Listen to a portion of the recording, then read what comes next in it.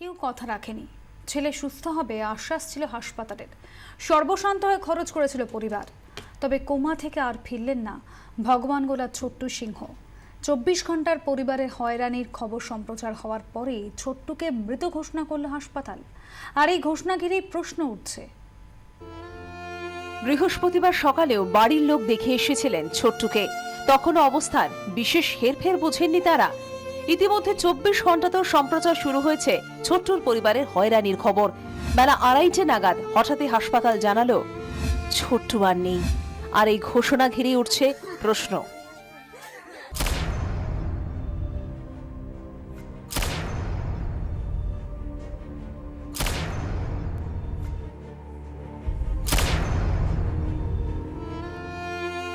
ছেলে সেরে উঠবে বলে আশ্বাস দিয়েছিল টিআরএ হাসপাতাল।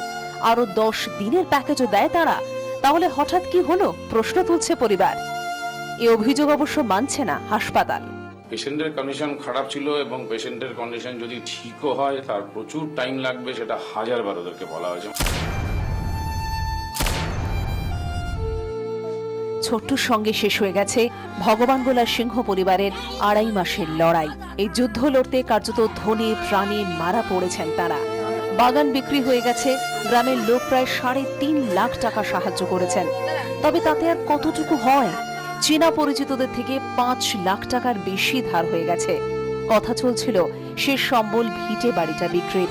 তবে তার আগেই চলে গেলেন ছোট্টু। 18 তারিখে যদি পিজিতে আমাদের ভর্তি হয়ে যেত তাহলে আমাদের এত লাখ টাকা খরচ হতো না, আমাদের জমি জায়গা বিক্রিও করতে হতো না। অ্যাম্বুলেন্স চক্রের জালে পড়ে অনেক রোগীরই ঠাঁই হয়েছে টিআরএ হাসপাতালে। সরকারি হাসপাতালের বদলে তারা পড়ে গেছেন নার্সিং হোমের ফাঁদে। অ্যাম্বুলেন্স ওয়ালা নিয়ে এসছে। অ্যাম্বুলেন্স ওয়ালার সাথে পরিচয় হয়েছিল কোথায়? এই আমাদের ওখানে কালিয়াচক থেকে, মানে ওখানে ড্রাইভার।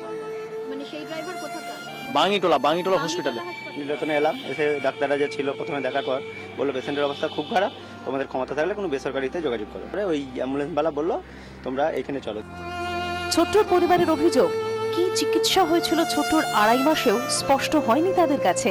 ছোট্টু সিং এর মৃত্যু ফের একবার সামনে আনলো বেসরকারি চিকিৎসা ব্যবস্থার আসল ছবিটা। শোভা মাইতি ও মমিতা চক্রবর্তীর রিপোর্ট 24 ঘন্টা।